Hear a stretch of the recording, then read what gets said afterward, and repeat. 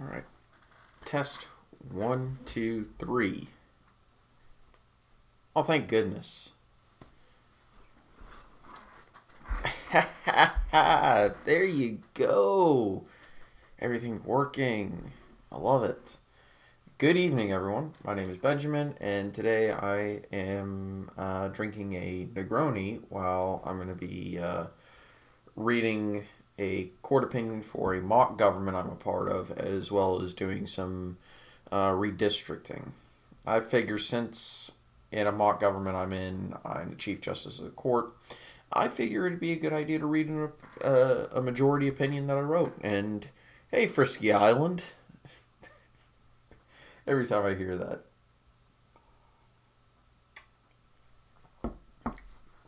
So, anyway, I'm actually going to wait until a few people get in here before I actually start reading it. So, how is everyone doing today?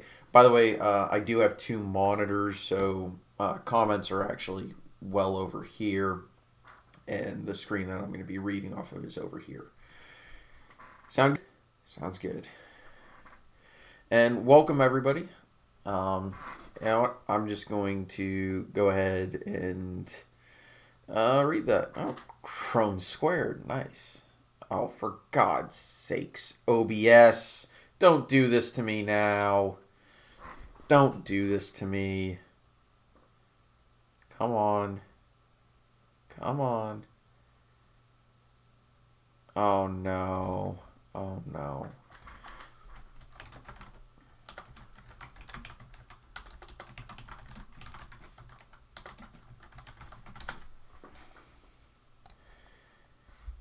It was working. Oh, there we go. Should be back. Okay, come on. Sorry, I've got my OBS up. Okay, there we go. We're back. We're back. Cool. Hopefully...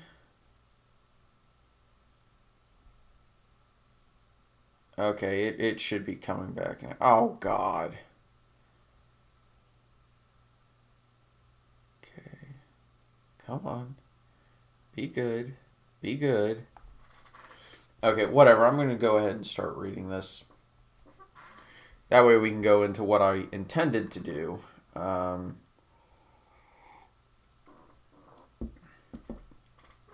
So... This is the majority opinion for Andrews versus Trump, which is a case in a mock government I'm a part of, and this is my opinion. The case of Andrews v. Trump is a case originally brought before the court pertaining to the constitutionality per the Commerce Clause, and specifically the Domestic Commerce Clause. The Congress shall have the power to regulate commerce and among the several states.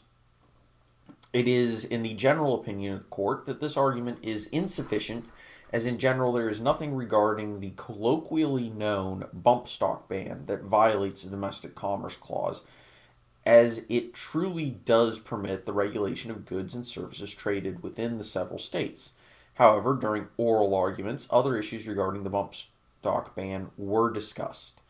These issues, while not part of the arguments brought before the court, still merit discussion and deliberation, as to ignore them would be shirking of our sworn duty to evaluate, protect, and uphold the Constitution of these states united.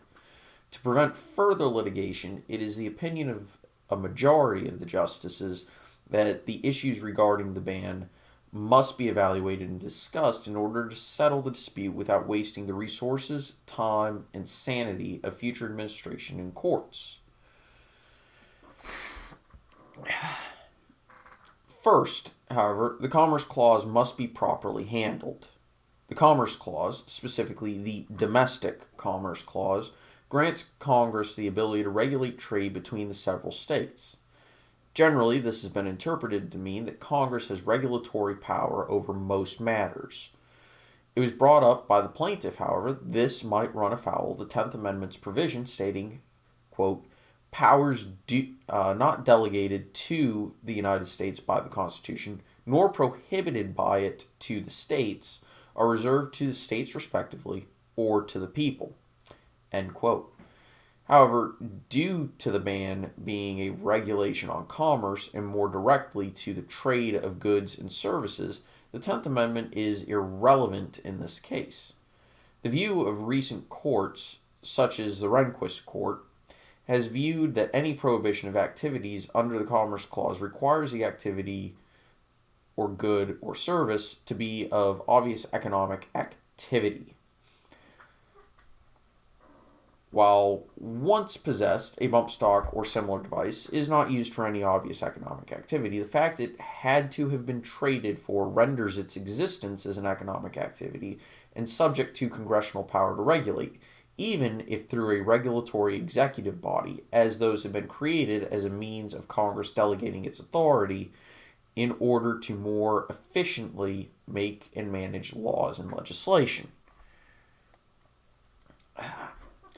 The issues with the ban come in a few areas. First, and most concerning, is the flaunting of the norms established in Article 1, Section 9, Clause 3, which states, quote, "No bill of attainder or ex post facto law shall be passed," end quote. The issue is that the law rendered the possession of bump stocks illegal, the possession of a bump stock illegal, through the redefining of the definition for legal purposes under the National Firearms Act 1934 to be classed as a machine gun, and rendered illegal per the Hughes Amendment of the Firearm Owners Protection Act 1986. By declaring bump stocks to be machine guns, the ATF rendered all bump stocks illegal for possession by the general population save for those with proper licenses, such as a manufacturer's federal firearms license. This is because bump stocks were invented after 1986, and thus none were in existence when the National Firearms Act registry was closed for machine guns. Immediately, this required those who possessed the devices to relieve themselves of their property through either destruction or surrender to the ATF or other authorized authorities. As there was no grace period or temporary reopening of the registry, those who were in possession of previously legal devices found themselves potentially committing felony violations of the law. It is the majority opinion of the court that this constitutes the passing of an ex post facto law, and that alone would be sufficient to strike down the bump stock ban. This justice also notes the vagueness of the ban, as the reclassification stated that any device that could allow a semi-automatic firearm to be discharged in a manner simulating fully automatic fire would be classed as machine guns. This leaves open the issues of the ingenuity of the American people. It is not unknown for people to simulate the effect of a bump stock with common household goods, their belt loops, or even simply their own strength. It would seem needlessly silly to apply the ban fully by its own definition to make belt loops illegal, simply because clever people have found a way to use them to simulate automatic fire from a semi-automatic firearm. Much like if one were to arrest a person for violating the NFA for accidentally spilling a few common household cleaning chemicals together for the manufacture of a destructive device. It is also here the court must state that vague laws render the law ineffectual and sometimes even unconstitutional. Other issues with the ban arise when we examine the consequences of the ban, starting with the Fifth Amendment, specifically the section that states, quote, "Nor shall private property be taken for the public use without just compensation," end quote. This justice understands that public safety fits the definition of public use, and thus, when private property is secured by the United States, the owner must receive just compensation, and there were no provisions in the ban to do so, thus running afoul of the provisions set forth in one of our most respected amendments. Some will argue, however, that this law was necessary and proper for the nation, and therefore Congress and its delegatory bodies have jurisdiction and regulatory power. Again, with the other issues from a constitutionality standpoint, this is irrelevant. However, this is not an argument unworthy of consideration. Indeed, Congress does, quote, have power to make all laws which shall be necessary and proper for carrying into execution the foregoing powers, and all other powers vested by this Constitution in the government of the United States, or in any department or officer thereof. End quote. The issue is that this clause refers to the passing of laws focused on improving the ability to execute existing law in the United States, and that those laws must also still comply with other provisions in the Constitution and in the Bill of Rights. If this clause were to be taken to mean Congress has the power to pass any law it deemed necessary at the time of passing, or any delegatory body to dictate at any opportunity, as Patrick Henry argued during the Virginia Ratifying Convention, the clause would lead to limitless federal power and would lead to an inevitable menace on individual liberty. If this clause were taken to mean the Congress could indeed violate other clauses and sections of the Constitution along with their delegatory bodies, the Congress could indeed determine law without regard for the rights of the people. The court does also recognize, and especially this justice, the issues concerning evaluation of a law and a legal challenge of that law from a point other than the arguments brought forth in the challenge, as it could be seen as legislating from the bench. This justice, however, finds this to be a dubious claim at best, and will cite as precedent for the decision to bring in other arguments in order to properly evaluate the law, the cases of Marbury versus Madison, where the constitutionality of the Judiciary Act was not even on the docket, as the case was merely a civil suit pursued under original jurisdiction. However, the court found they did not have jurisdiction under the Constitution, contrary to that Judiciary Act. As well as the case United States versus Miller, where the National Firearms Act was evaluated under the Second Amendment, but the act was upheld under the Commerce Clause, with some arguments under the Second Amendment used to justify the regulatory power of Congress with regards to the taxation of the arms in question. Thus, it is not out of the ordinary for the court to examine all potential arguments when reviewing a case in order to ensure the best possible ruling. It is therefore, in the majority opinion of the court, that the colloquially known bump stock ban be stricken as a textbook example of an ex post facto law, and for its violation of the Fifth Amendment's protection against the uncompensated seizure of property via the 14th Amendment's Due Process Clause. Chief Justice Benjamin A. Forrest. Anyway, I know I don't have a super chat. I'll get it at some point. And holy crap, a lot of I was reading the opinion that I wrote, and I wanted to kind of cover some things. Anyway, we're going to get on to redistricting, and if I scroll down, we can figure out which state was the most recent one I redistricted live. Colorado. Okay, so alphabetically, A, B, C, D, that would be Delaware, but Delaware only has one district. I'm looking at chat. CEO, bruh. That is a nice name, I have to say that. A good ANCAP song. Welcome to Ancapistan, where every man can be a king. Welcome to Ancapistan, where your worth as a man is the worth that you bring. Minarchist. In Ancapistan, we look after each other. We treat our trade partners as if they were brothers. There's solidarity in the trade community. No government tyranny here. We're finally free. Oh. Okay, so what state comes after Delaware alphabetically?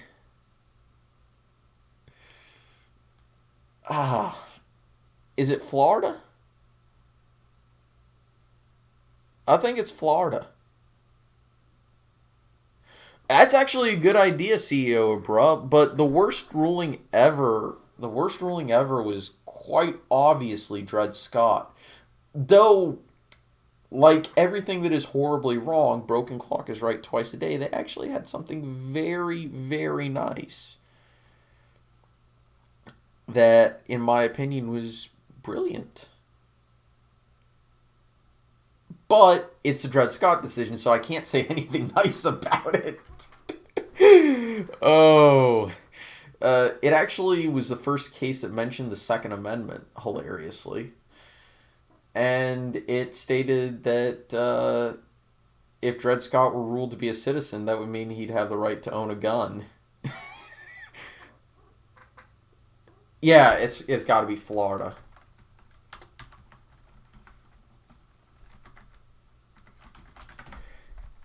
Now, Florida is going to have, I want to say, 29 districts because they're going to gain 2 seats from reapportionment. And actually, the composite is rather good in Florida, so we're going to go ahead and run with composite. Well, I mean, yeah, but Jim Crow is easy to say that it's shit, so. Alien Sedition Acts were horrible, but the renewed Sedition Act, the one that Woodrow Wilson passed, was even worse. So the Republicans in Florida are almost certainly going to do their. God, I forgot. Sometimes I actually forget just how many people live in the Florida Panhandle. Because it's actually a surprisingly massive amount.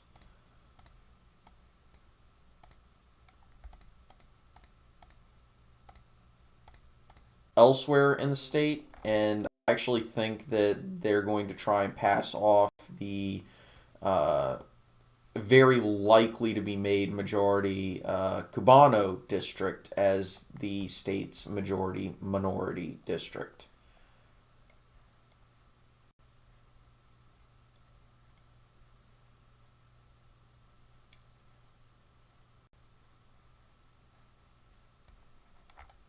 All right. Also, I need to turn on these district lines. That way I can actually see if I'm accidentally leaving enclaves.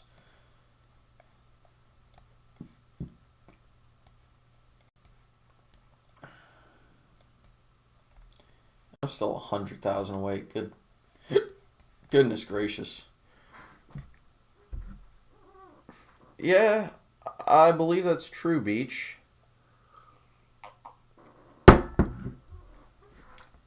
I mean, Barry Goldwater was never going to win in 1964. Against JFK, he would have lost pretty similarly badly as he did to Lyndon Baines Johnson.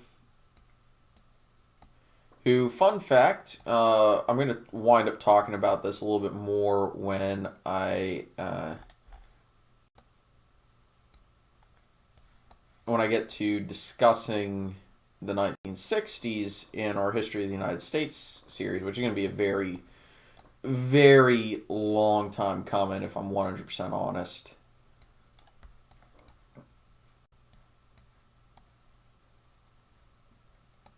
But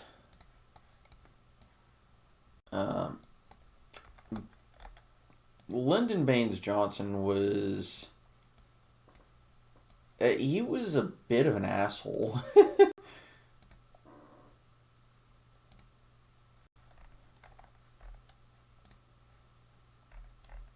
That is technically contiguous. Ew, that is disgusting. Okay, well, we're gonna have to run with that. Yeah, Lyndon Baines Johnson was an asshole.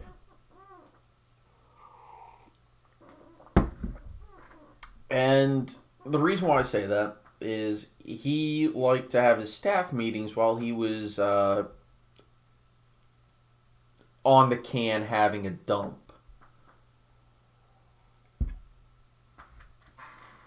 And I don't mean that as in he would have the door closed while he was having staff meetings.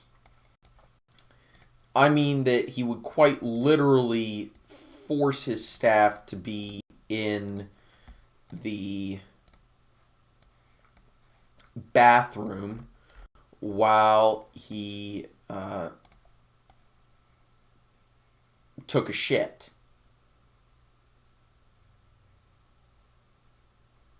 And it's not even that makes him a complete asshole. It's that while he was in the Senate, and I suspect as president, he would walk up to people in the bathroom while they were, well, the polite way to say it is urinating.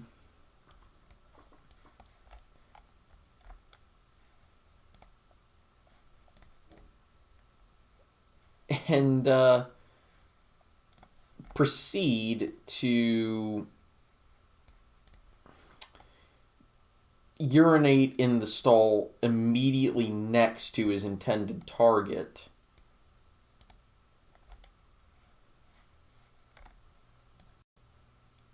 And, well, he would make sure that he flopped his Johnson at anybody who was there. Basically, he would try to intimidate others with his by showing his dick to everyone. And number one, I'm not making this up. Number two, it's fairly well documented. And number three, apparently he was so proud of this, he was bragging about his ample manhood to his tailor on a phone call. And this phone call is recorded, by the way.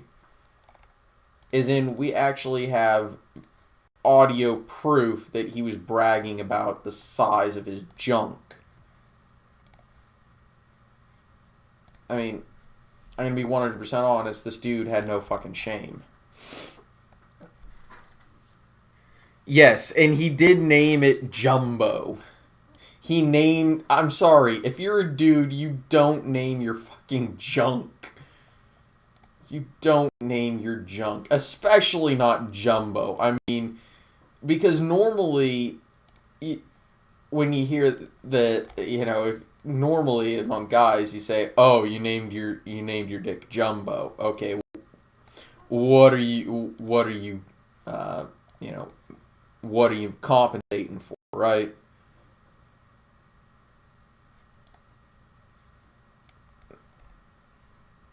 And yeah, so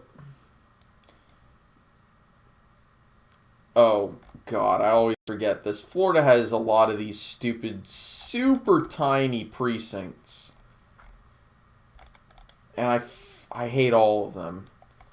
It's almost the same problem we're going to run into when we get to a lot of these Midwestern states, is that they all have these super dumbass tiny things. And actually, the craziest thing is that's not even the most vulgar thing a president has ever done. Is name your Johnson, naming his Johnson Jumbo, and of course using it as an intimidation device, right? That is not the most crude or inappropriate thing a president has done. Obviously, we have to talk about, if we're going to go there, we have to at least acknowledge Donald Trump being, going, just grabbing him in the pussy. But, if we're talking about presidents we would think would have more class, well, let's talk about two founding fathers who went at it like they were in a rap battle contest, or more accurately, their newspapers, their allied newspapers did, right? And it was John Adams and Thomas Jefferson.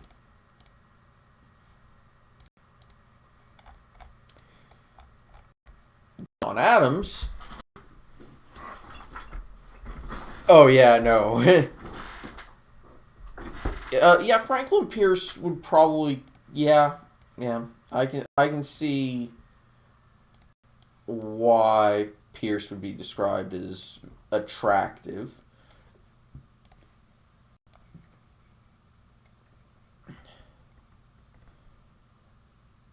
I'm going to see if it's possible because I think the Republicans are going to try this, especially with the extremely compressed timeline that is this redistricting cycle. I think the Republicans may try, because this is Orlando, right?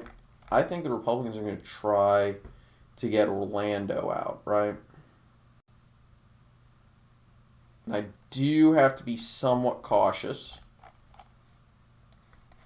that I don't go overboard. Whoa. See what I mean? I went way overboard with adding people. Goodness gracious me.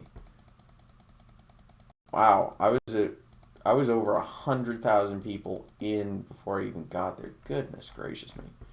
Okay, so that puts me over. What does that do? There, that puts me within the margin that I'm trying to go for. I'm trying to keep all the districts within 1,000. Yeah, John Adams. Oh, yeah, no. Warren Harding was an absolute womanizer.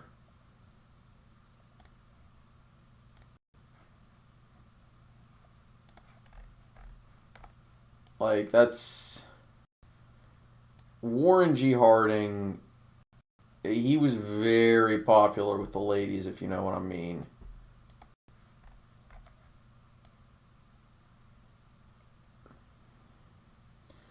If I can get to Miami-Dade without having a Democratic district, I'm going to be somewhat impressed with myself. And here's the scary thing. I really do think the Republicans are going to try to do this, even with the fair districting law that Florida has. Right?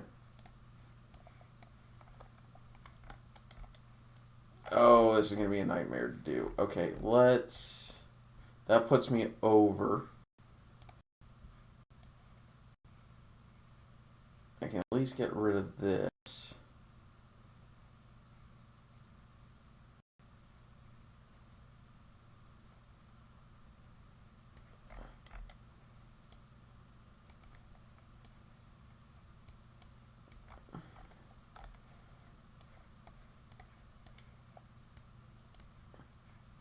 Nope.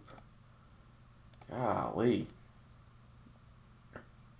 But yeah, I think a lot of these precincts were designed to prevent gerrymandering, which makes it all the more impressive when you actually find someone who is able to gerrymander the district.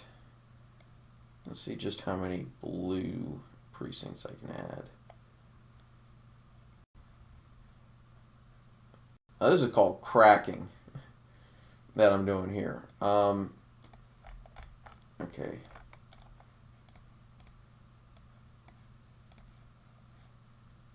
How many of these can I add?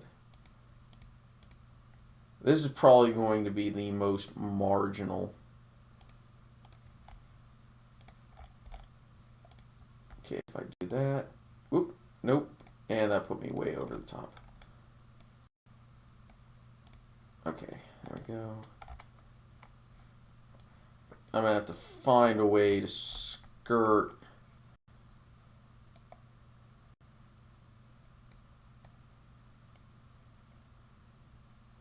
Because I'm still about 280,000 voters, not voters, but people away. Yeah, John Adams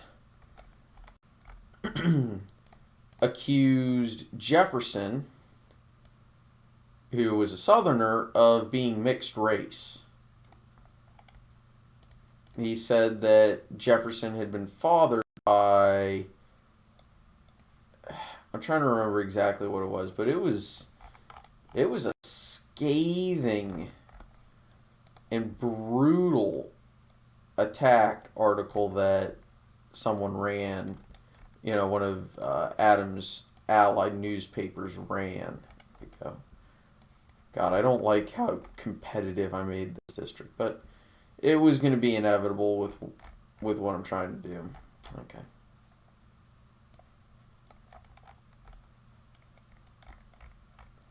And, of course, a Jefferson-aligned newspaper responded with quite possibly, in my opinion, one of the best personal attacks ever, which was that John Adams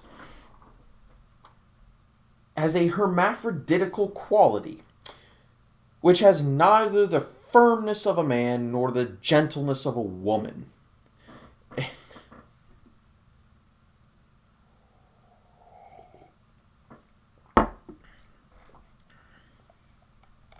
That's actually a very good question. Who had the most corrupt administration in office? I think a lot of people would jump immediately to Nixon. Whereas personally, I'm with the people who say the Harding administration was pretty damn corrupt. Even if it had some very good people.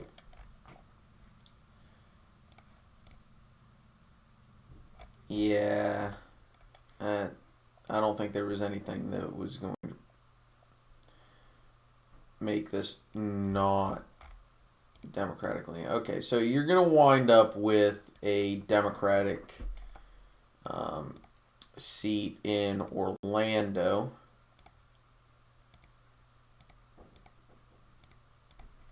That's okay.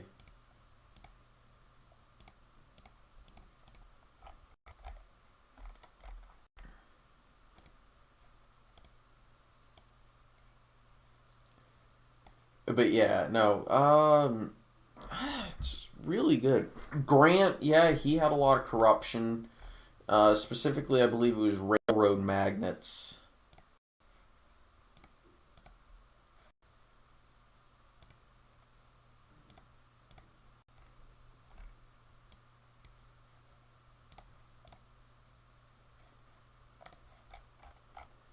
And a lot of corruption with the railroad process in the U.S.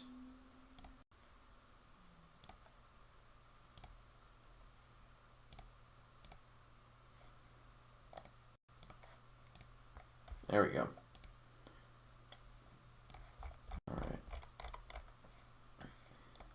We're almost halfway done, and there's only one Democratic district. That is... Well, to put it lightly, I think I've done pretty damn good at this redistricting plan, if that's the case. Okay.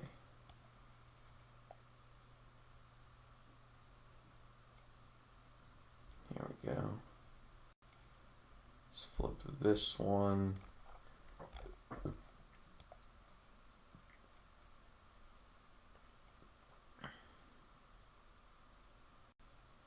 God, the map is going to be ugly. But hey, we're doing this for fun, and hopefully none of this map that I'm drawing does not become reality, because something tells me that would... yeah, I really do hope this doesn't become reality. Goodness gracious me. That would be terrifying. Alright, so we're going to have to sneak into Hillsborough County. I wonder if we can keep this red while taking out large sections of Tampa. And maybe we can even sneak into Pinellas County and take out other sections.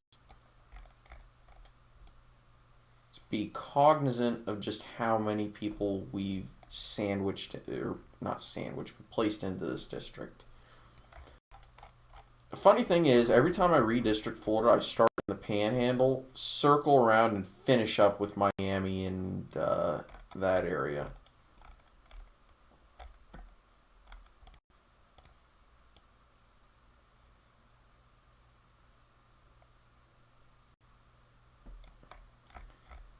Actually, Florida is theoretically actually one of the easiest states to gerrymander. At least I've found it the easiest state to gerrymander.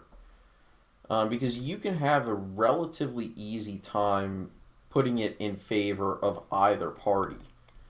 So if you want to bias it towards the Republicans, it's not exactly difficult. If you want to bias it towards the Democrats, it's not entirely difficult. You can get some horrifically gerrymandered maps without putting in too much effort. The goal is to use this district, and hopefully I do this correctly, to snag off sections of both Hillsborough, the Democratic sections of both Hillsborough and Pinellas County, enough to where I can simply just include both Hillsborough and Pinellas in their own separate Republican districts. Now, the reason why I'm doing this one in favor of the Republicans is, fun fact, Republicans have a trifecta in Florida, and because it is a political rather than method to redistricting, the state legislature and the governor's mansion is completely in charge of redistricting in the state of Florida.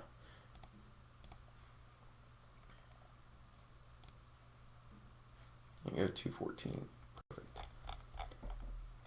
Now, I do suspect that at least a few of these districts would flip under an optimal Democratic year, but the question is, what is that optimal Democratic year? Okay, so I don't want to draw it by county. Okay, we're gonna...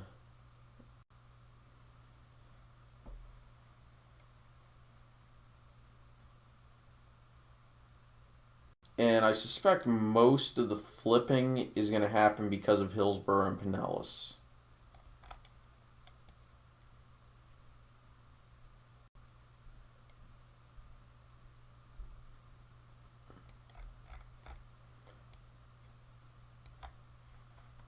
But yeah,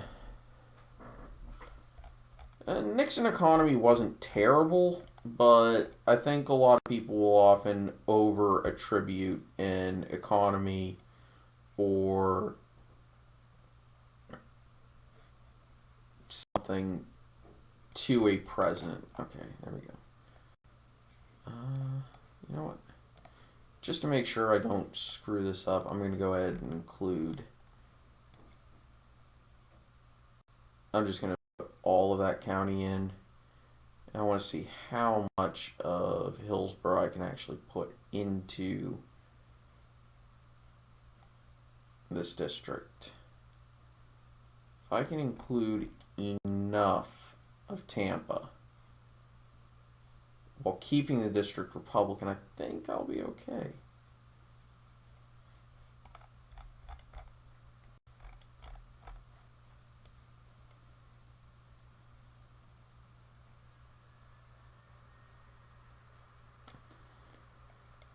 Now, one thing I do want to try and do, I don't normally will, I would never, I try to avoid going into Florida willingly, but there are a few things that I will go to Florida to get.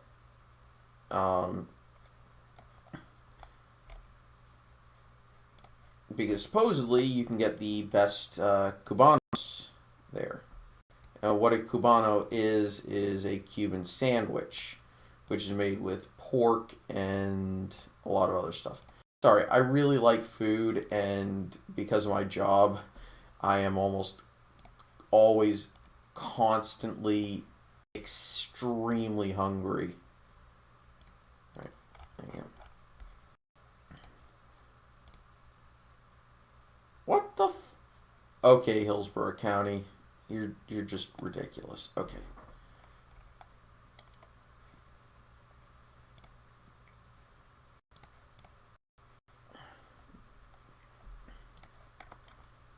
Okay, so obviously my goal is going to be to just run down here, take a bunch of these Democratic precincts.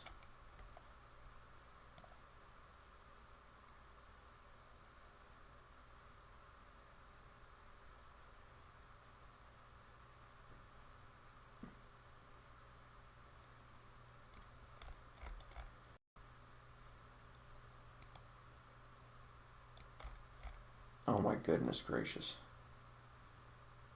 See what I mean by these tiny ass little precincts that you would almost forget about? I wonder, since that is a Republican leaning area, I can include that. Cool.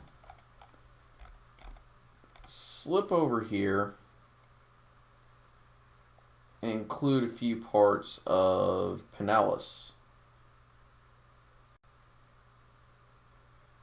And yes, if you are a Floridian watching this, I'm not that sorry, honestly.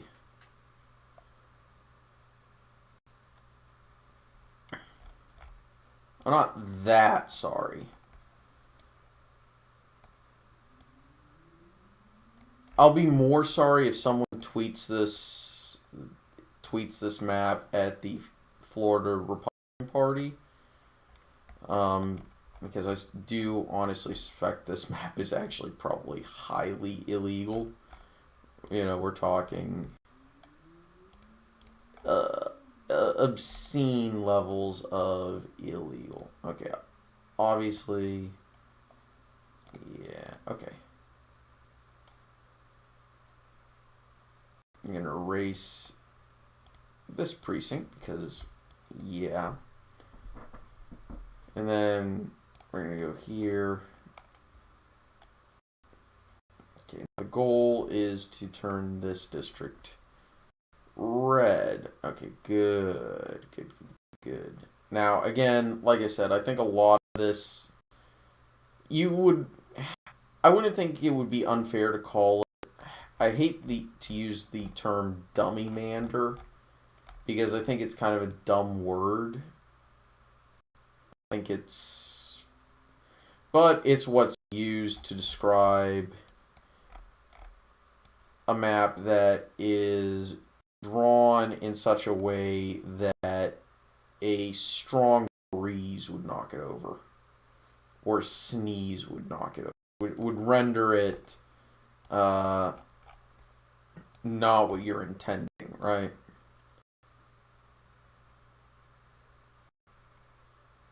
And I do think there might be somewhat of one of those, but we'll see.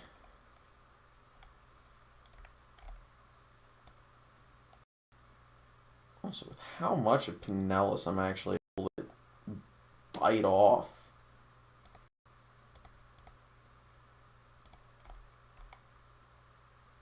Okay, that's good. Let's see. That's Pinellas.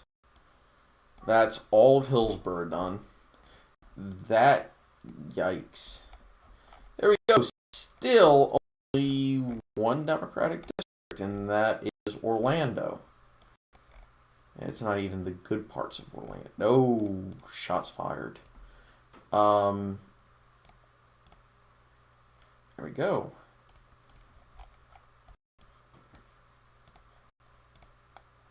And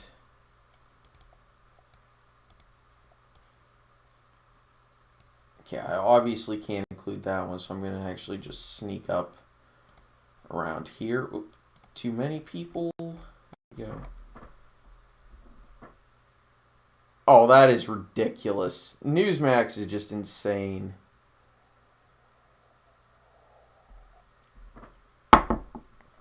That's crazy. Newsmax is not really a news source. It's Newsmax and Slate are two sides of the same coin, which is partisan journalism. And all it's designed to do is get clicks and get attention. They're basically the same as the Young Turks. They're not a news source. They're an opinion. They're shit posters, basically. They're political shit posters.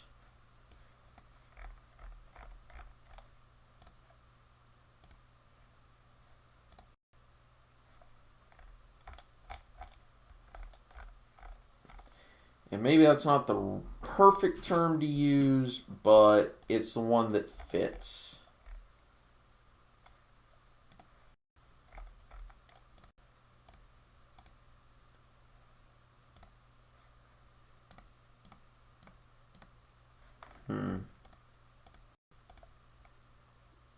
Still went slightly over what I like there. There we go. Alright. Now, I do understand I am going to almost certainly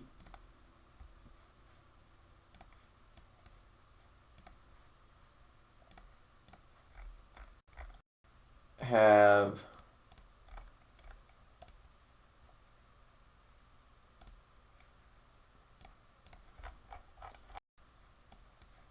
I do understand that I'm almost certainly going to have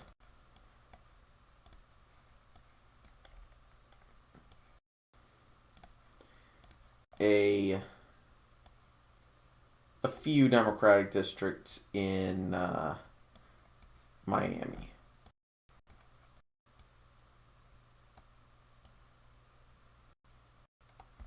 I'm including the Everglades in this district because fuck it, why not?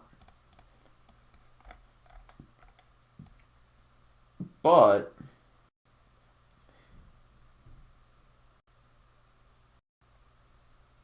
we're going to eat as much of Miami as possible. Actually, if we really wanted to, we could actually say it the way the Cubanos down there would. Miami. And yeah, I'm not good at doing that particular accent for a lot of different reasons.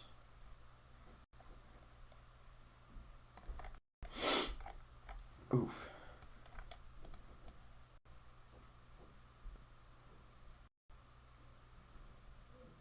But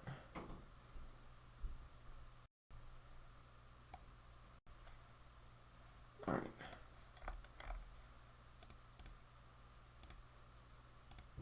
There we go. I think that's technically 10 districts left. 3, 4, 5, 6, 7, 8, 9, 10. 10 districts left. And we literally only have one. There's 18 Republican districts so far. And trust me, I think I can actually get another. I think I can get quite a few more Republican districts out of this map. And I think I can get at least two more in Miami-Dade. And I'm not even sure I'm kidding with that. Probably, actually, now that I think about it, probably not. Yeah, I think I'm gonna need to eat into. Yeah, I think I'm gonna just need to put all of the Cubanos in this district here.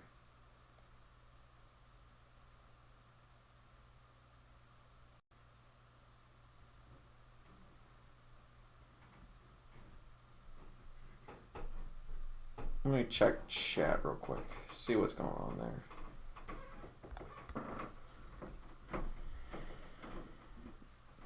Yeah, I do know about Red Eagle politics.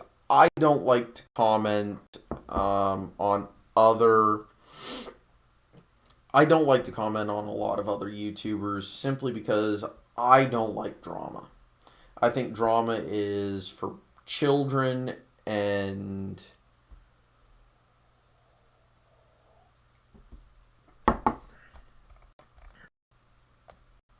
and people who just don't have anything better to do with their time than watch others fight. And I think I have better things to do than worry about what someone else says about me. I think I have better things to do than start saying shit about someone else. The other reason why I don't like drama, especially, YouTube type drama, is I've always been a fan of, you don't have anything nice to say, don't really say it at all. Now, sometimes I will break that because both of my parents are Army, and you just tend to speak your mind in military families. But the other thing is, the one thing they did tell me that I try to adhere to is, if you are going to insult someone or say something negative about them, say it to their face. That way they can hit you if you really rub them the wrong way. Now, basically, if you say something that might get you punched in the face, it's better to say it to that person's face. Don't insult someone behind their back. Do it to their face. Have the honor to at least say it to them directly, is basically what I'm saying here.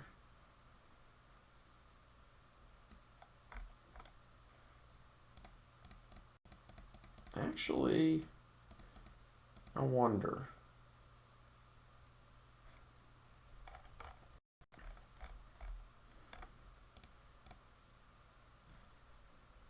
Well, I'm going to keep that there, even though I don't know if that's actually necessary. I'm almost done with Miami-Dade. Nice. Okay. And I've created one Cuban district. I want to see if I can create another Republican district in Miami-Dade area, Broward and Palm Beach. I want to see if I can use this large block of Cubano voters to create another Republican district. I don't think I can, but I can at least make a competitive district, thanks.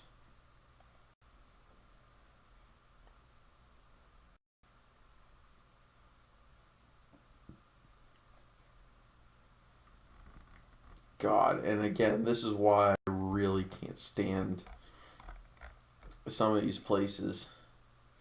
This is what makes Florida redistricting hard, is all these damn microscopic precincts.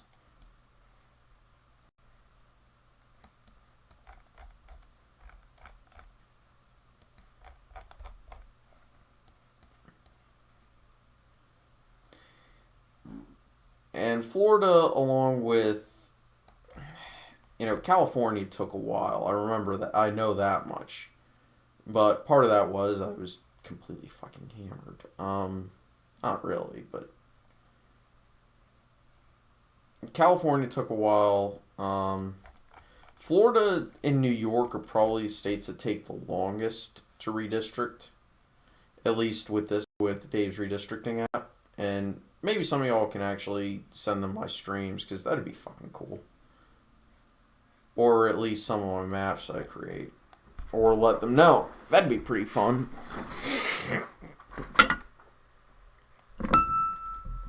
Oh, God. Please don't put me on Keemstar. Jesus.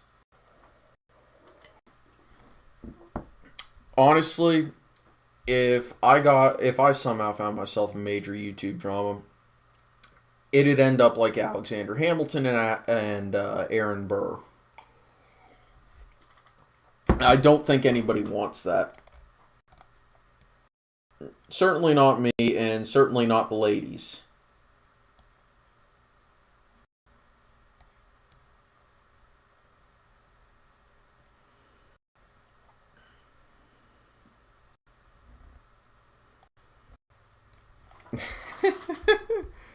Oh, no, Red Eagle Fall too. See what I mean? People like Greg Popovich here are just like, all of a sudden there's drama, and Red Eagle has said nothing about me. I don't even think he knows about me.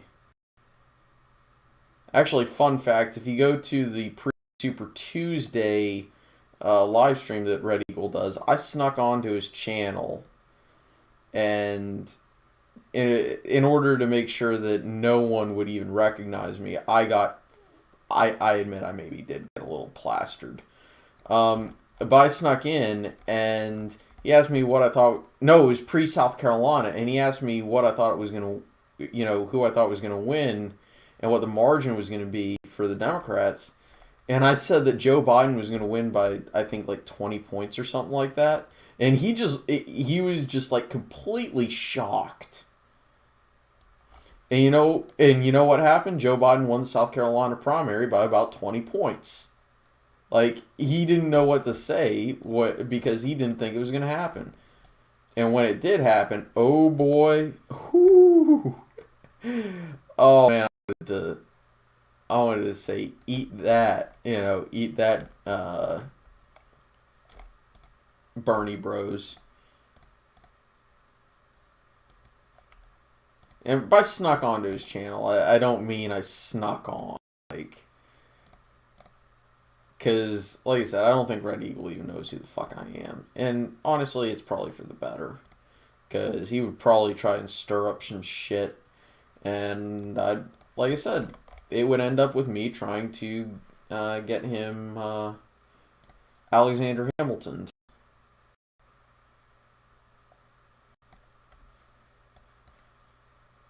I might be able to do this.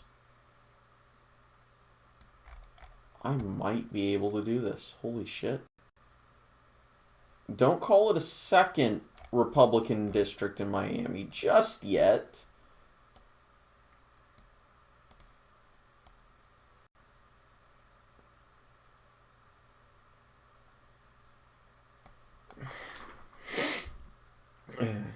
Do I like Bernie? No, but I would absolutely love to have a beer with Bernie. Because guess what? I think it's much more beneficial to everyone if we learn to embrace our differences and simply understand that a disagreement is a disagreement. It doesn't mean that anybody is wrong. It doesn't mean that anybody is an idiot. And it certainly doesn't mean that anybody needs to be canceled or whatever the fuck people are doing these days. If you disagree with someone, that's your prerogative. Have at it. I would rather disagree with someone and have a pleasant conversation with them than agree with everyone and not be able to talk about anything, because what is there to talk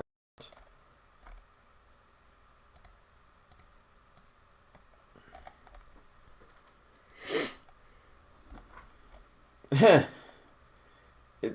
I don't think Buttigieg lost because he's gay. I think he lost because he decided it would be more politically advantageous for him to suck up his pride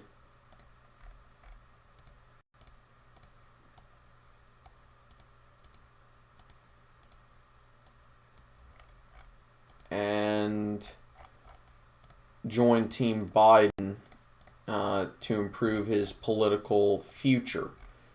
Because it is very difficult. What cabinet position is he getting? Because I want to say it's actually kind of an important one. And before anybody says, oh no, all cabinet positions are important. No.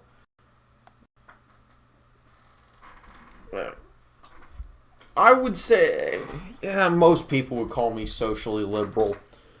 I am perfectly okay with marijuana legalization. There's no... Oh, God fucking damn it, OBS. There we go. Okay.